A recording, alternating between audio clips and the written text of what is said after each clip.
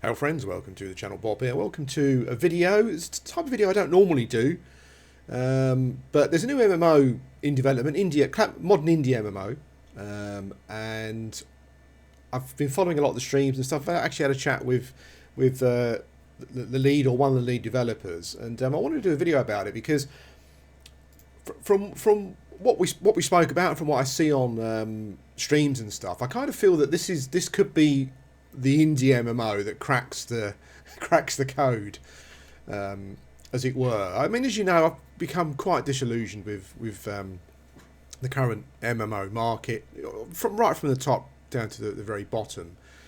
But from one of the issues that I have, or the biggest kind of issues that I have is the way the game, I guess the way the game puts over what it's trying to do, or its vision, or whatever it may be.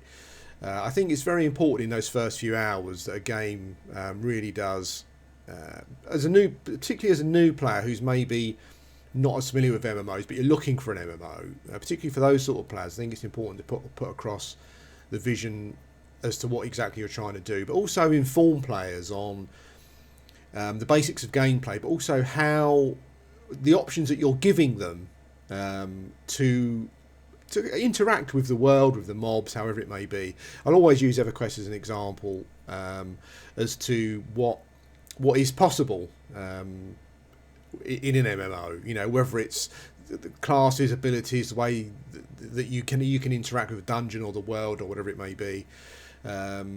Things like the faction systems, even things like item drops. You know, I mean, if you played EverQuest Classic particularly, you know, you'll know that item drops are almost a game in itself. You know, there are people that kind of just play Classic EverQuest just for that, because going around a world fighting special named mobs with the small chance of getting a magical item is a massive dopamine hit.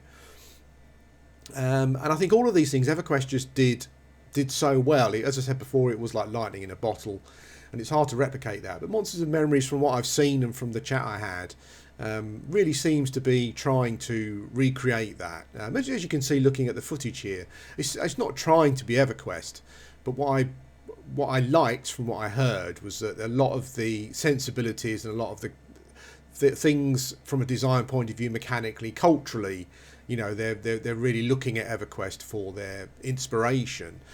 We spoke a little bit about like mob drops, for example. You know, how we liked. How much we like the EverQuest model. I think EverQuest got that, like so many other things, like perfectly right. It was a perfect balance between like RNG plus a fairness of getting something. You know, I know there are some items obviously that were crazy to get, and unless you stayed logged in for days at a time, you know, you would never get that item. But that's fine. I think that there should be items like that in games. Even if you can't get it, it does give you something to aspire to, even if the aspiration is totally unrealistic. So that was really, really good. We talked about options, because that's another thing that I've been disappointed about with MMOs. Actually, is the options. The current, like all MMOs, actually, the modern and the current. It was interesting going back and playing WoW Classic, actually, and just looking at how disappointing it was, how disappointing the options were that the classes had for you to interact with the world, the environment, and the mobs and dungeons.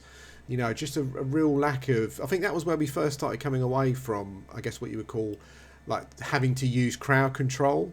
A mage had a bit of crowd control, obviously. I think a necromancer had a bit, probably. I think the rogue had a little bit, but you didn't really see a class like a bard or an enchanter, or even a necromancer, really, or even like a paladin, for example. Paladin, you know, many kind of a mocked class for some people. But when you actually look at an EverQuest, when you look at the utility that a paladin has got, it's quite amazing, really, and certainly more so than anything in any class in World of Warcraft has got, even WoW Classic. So it was really good to see that, or good to hear that's what we're looking at. You know, that we're going to have I don't know, just like we're going to have class abilities and spells and magic items and stuff that really have an impact on the way that you interact with the environment and the way that you interact with mobs. What I'm hoping we get also are mob behaviours that match that, because I think mob behaviours,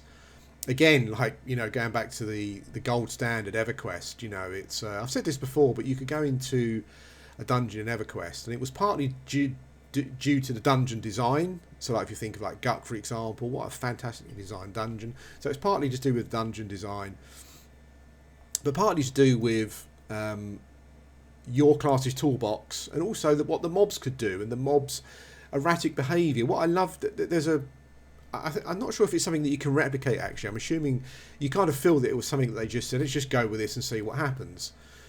Because they didn't really, because as I said before in a previous video, you never really knew what you could or you couldn't do, or what you should or you shouldn't do. But the way that the mobs behaved, there was a randomness to it, but if you were a good player and a good group, you never felt out of control. Obviously there were bugs and pathing issues and stuff that would get you killed, but generally it was like it was RNG, but your group had the ability to control that. So I'm hoping that's kind of what we've got as well.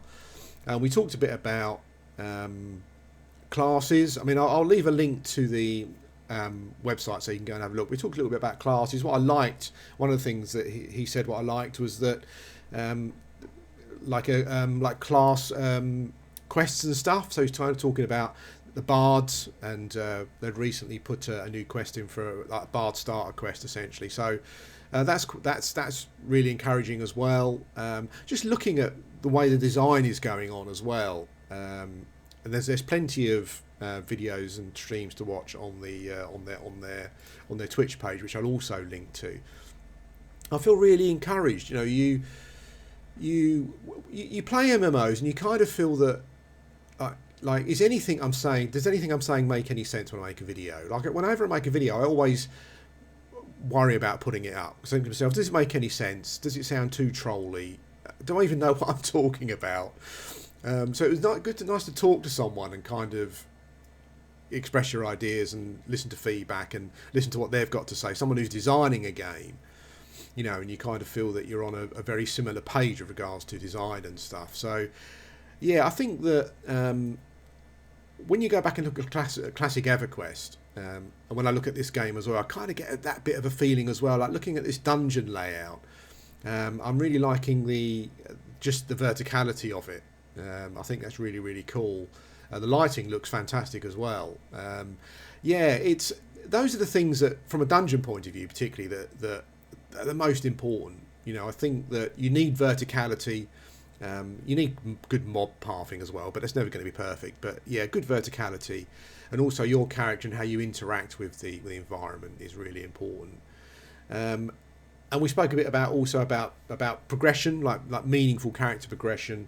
We kind of picked up on something that I spoke about in a video recently, which was something as simple as bag space, like bag space just feeling like it's a character progression. You know, it's like you know, we were saying that it like if you, I don't know, I mean, before I played EverQuest, I can never ever imagine camping for a bag. What are you doing, love? What are you playing? I'm playing EverQuest. What are you doing? I'm camping for a bag. A bag? Yeah, a bag. Yeah, it's not just any bag. These are special bags. And I remember when, like, the D&D group that I was a part of back in the 80s, when we got our first bag of holding, it was a thing to be treasured. Our strongest character carried it around with them. When I say strongest, the person who was least likely to lose it, I guess. Yeah, and it was a rare thing. All the treasure went in, and we kind of dished it out at the end of the adventure. So yeah, it's what I'm hoping for from an MMO coming forward, and as I said, from what we discussed and looking at a lot of the streams and stuff, I kind of feel like more on page with this one. I just think that there are small things that are so important. So if you look at something like corpse dragging in EverQuest, I think EverQuest is the only the only game that lets another player move your corpse when you give them permission, of course.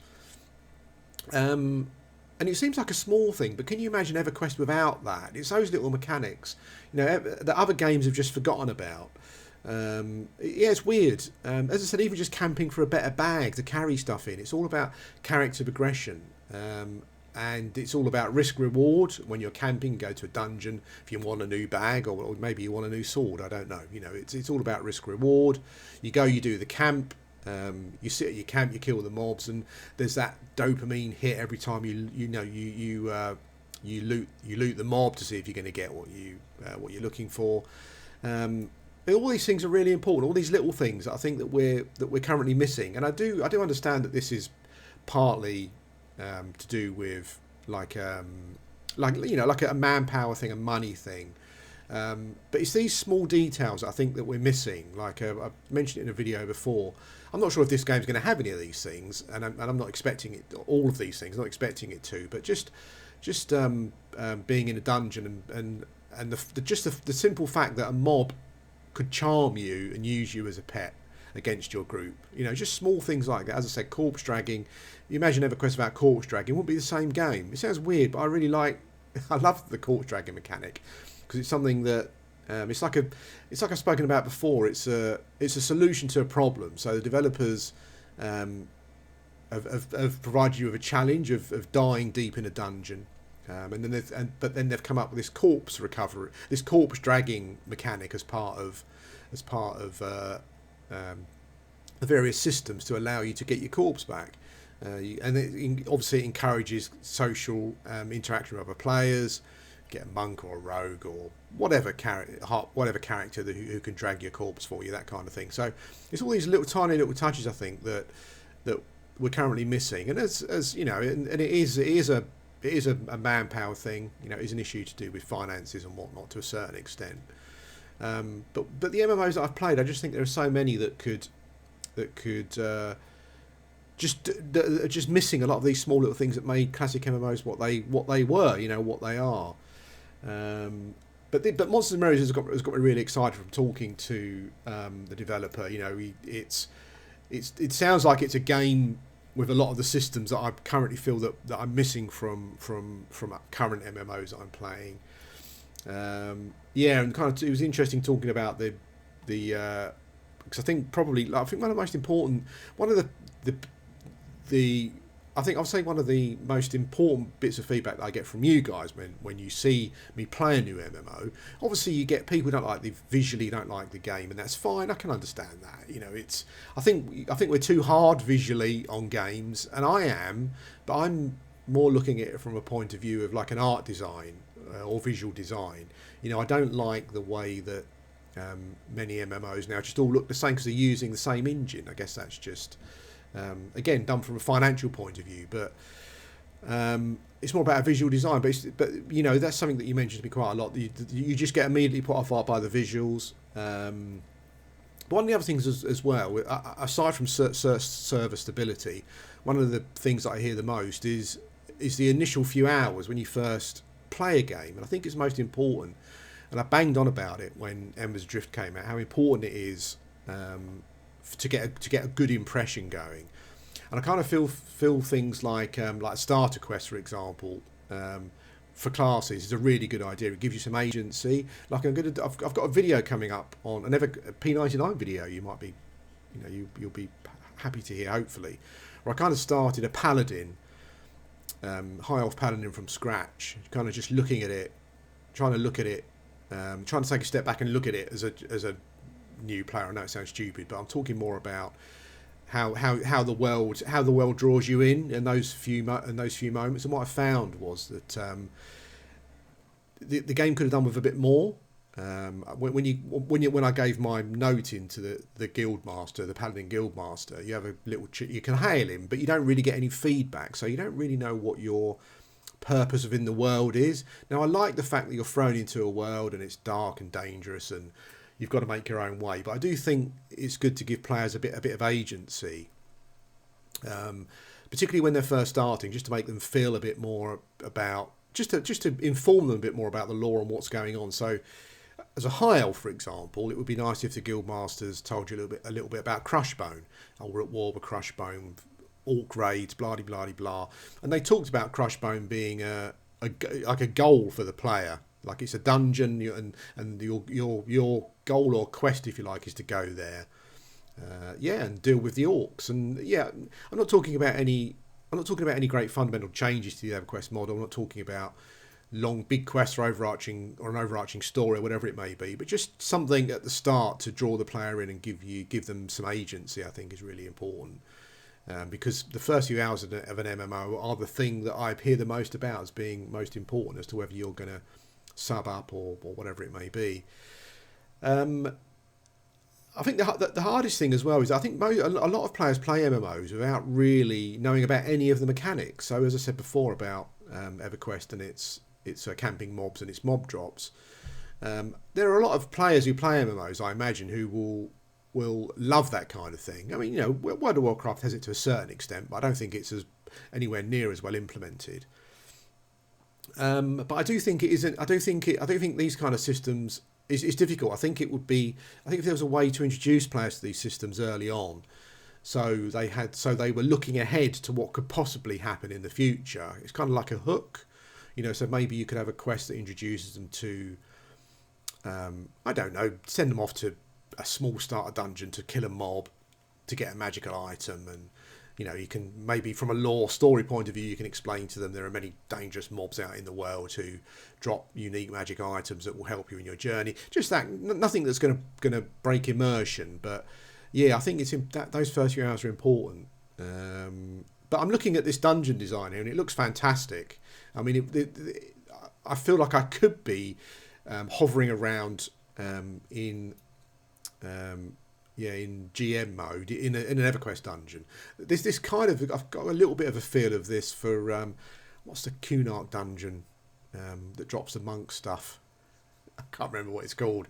But anyway, the one where it's kind of like a bit of a everything looks like it's made out of sandstone to a certain extent, and there's a lot of verticality. There's a bit where you have to drop down to a lower level. I think I can't remember what the dungeon's called, but anyway, I'm loving this dungeon design. I'm loving the amount of different levels. It's really, really cool. I really get an EverQuest vibe from it. But saying that, I haven't played it yet, so I don't know. But certainly talking to the lead dev and looking at a lot of the stuff that they've got available to show, they're very open about the development as well. I'm kind of getting a real strong EverQuest-y feel from it. Partly from the visual point of view, which I think actually is quite good, really. I think that's one of the weaknesses of current MMOs. They all look quite generic. But just the design as well. Like, I like the way that the environment is kind of changing as you're going down. So you've got like more of a sandstone tomb section at the top here, but then lowered down there seems to be more of like a more natural environment, like a cave going further down. So I like the looks of that. I'll leave all the links in the description for the video, but it looks promising to me. Like, this is the next one that I'm really excited about. I don't know when we can play. Like, maybe I'd be able to bring you some footage at some point and just have a little run around and stuff. That'd be really amazing. But Monsters and Memories. I think certainly one of the lead developers actually worked on EverQuest. I believe he came in and worked on. It might have been Planes of Power around that time. So again, we've got someone working on this who is very, very experienced with EverQuest and loves EverQuest Classic and the design and sensibilities of that game. And while I'm not copying EverQuest, it's nice to know that someone is in charge of the game who's from that era of EverQuest that we all love, and loves it as well. I think it's really important. So enough of that. I'll leave all the links. Go and have a look. I don't know when we can play yet. He did say there is potentially a stress test coming up at some point, hopefully soon. Maybe this half of the year. I'm not sure. But anyway, go and have a look. Thanks for watching, and I'll speak to you again soon.